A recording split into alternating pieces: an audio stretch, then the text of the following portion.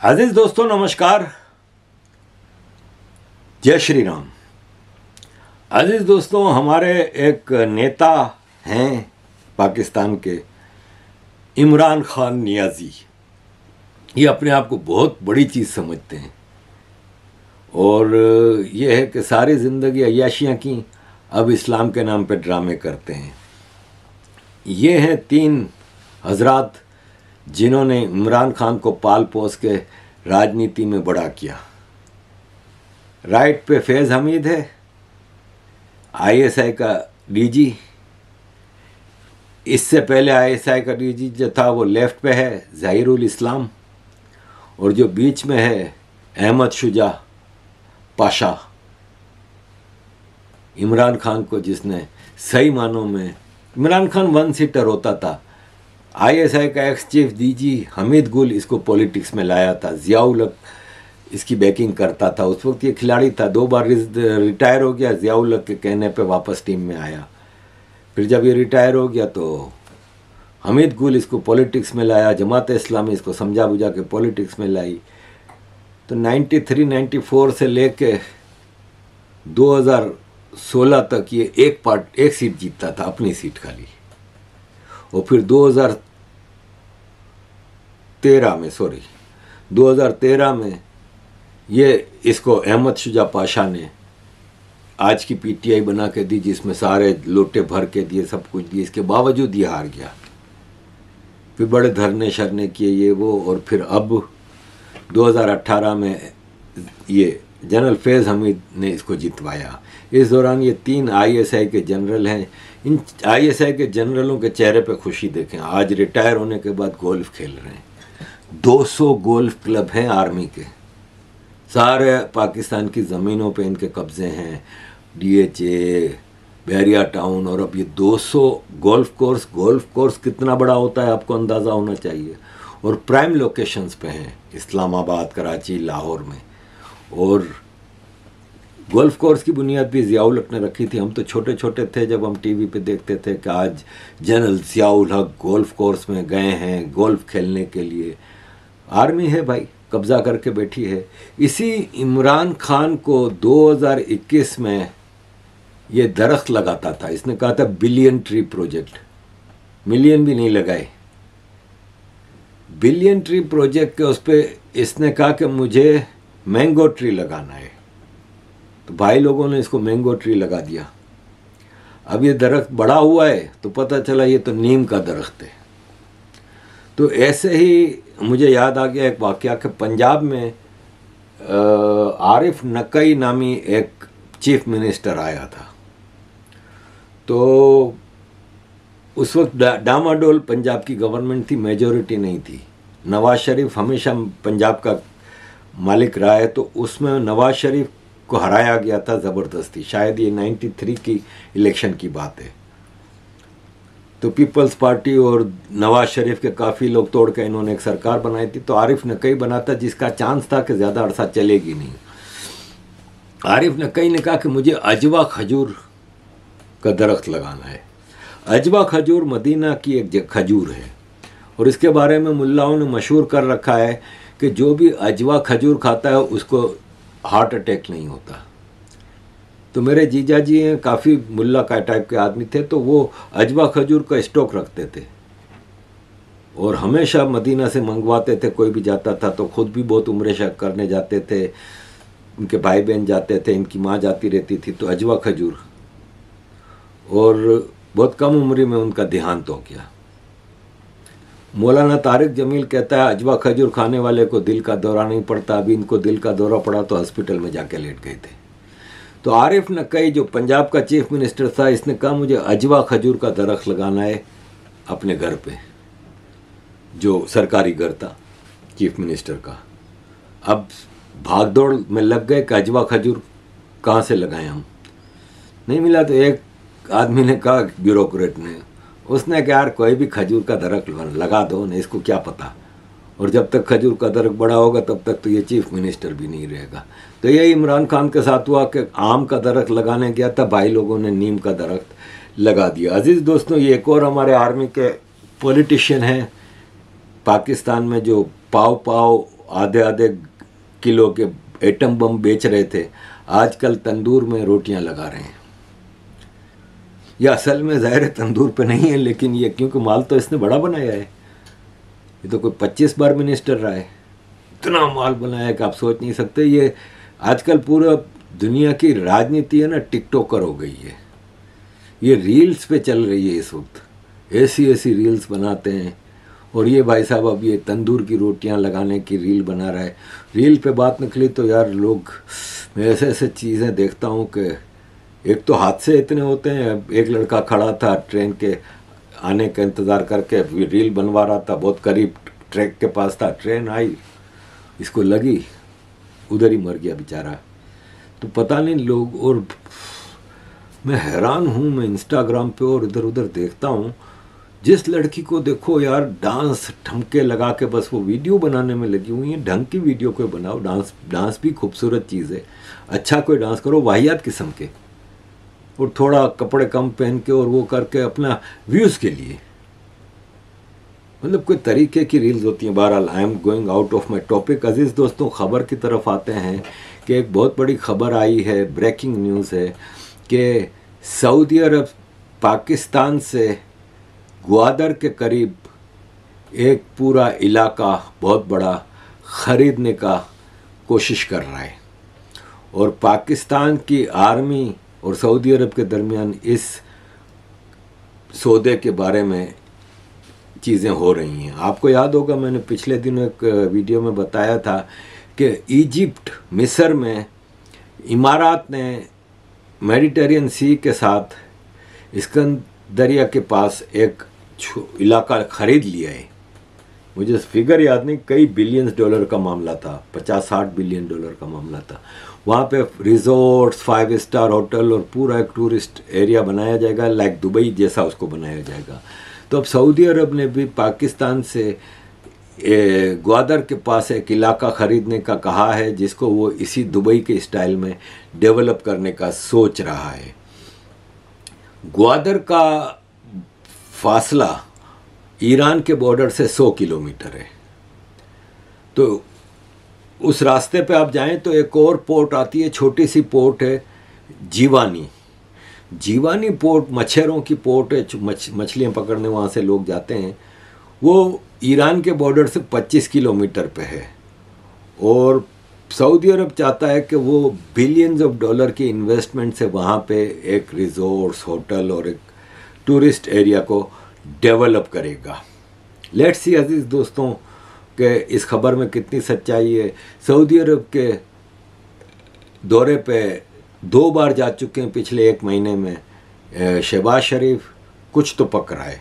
फिर सऊदी अरब के foreign minister कई मिनिस्टर्स के साथ पाकिस्तान आए, 3 दिन रहे, कई मीटिंगें हुई, और अब 2 दिन से पाकिस्तान में सऊदी अरब के बिजनेसमैनों का एक डेलीगेशन आया है। तो पाकिस्तान में बिज़नेस की, इन्वेस्टमेंट की अपॉर्चुनिटीज़ तो है नहीं, यहाँ के सारे अपने बिजनेसमैन बेचारे भाग गए हैं।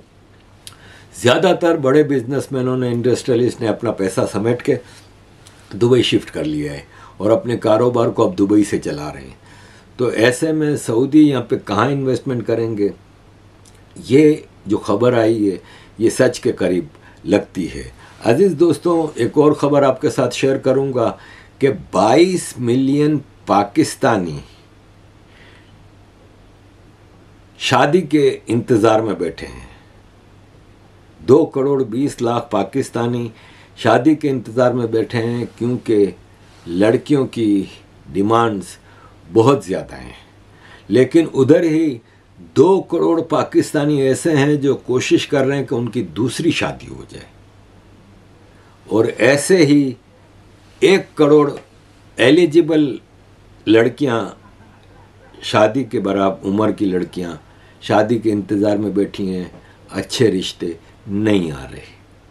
अजीज़ दोस्तों, ये तो सिचुएशन है इस देश की। मैंने अभी फॉरेन इन्वेस्टर्स की बात की, तो ये PIA जो पाकिस्तान बेचने की कोशिश कर रहा है, PIA को कोई ख़रीदने को तैयार नहीं, इसलिए कि PIA में इतनी गंदबाजी है कि ये लोग कहते हैं कि ख़रीद के, तो कोई फॉरेन इन्वेस्टर, अभी तक 3 मई इसकी डेडलाइन थी जमा कराने की, 2 फॉरेन इन्वेस्टर्स ने फॉर्म हासिल किए थे, लेकिन इन्होंने जमा नहीं कराई डिमांड नोट के साथ। तो ये है कि कोई इंटरेस्टेड नहीं है पाकिस्तान में इन्वेस्टमेंट करने के लिए। और अजीज दोस्तों, استاذ محمد اخذ لنا هاي الحاله الثانيه، اخذ لنا هاي الحاله الثانيه استاذ، اخذها اتركني واخذ هاي مو الحاله، اخذ هاي الكارثه الثانيه، اخذ هاي المصيبه اللي قبل شويه واحد منهم ايضا هي يعني هسه شكلها ايضا مو عراقي، مو عراقي. زين دقيقه بس مره خلصتك استاذ، ما يحكي كلام ماكو.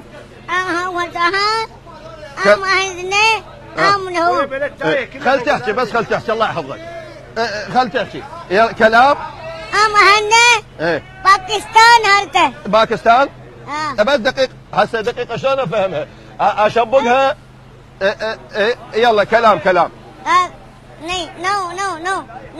نو بس هسه بليز زين زين زين زين دقيقة. ولد هسه بس دقيقة. نو بليز ولد هسه تبي يشرب حكيله بليز ما بليز تحكي انجليزي. هسه دقيقة بس دقيقة بس رجاء بس شوي الله يحفظكم حياكم الله. شكرا لك شكرا لك. بس دقيقة بس دقيقة بس دقيقة بس دقيقة. هسه ولك خلنا نشيلها نعناعة ما تبقى وياك.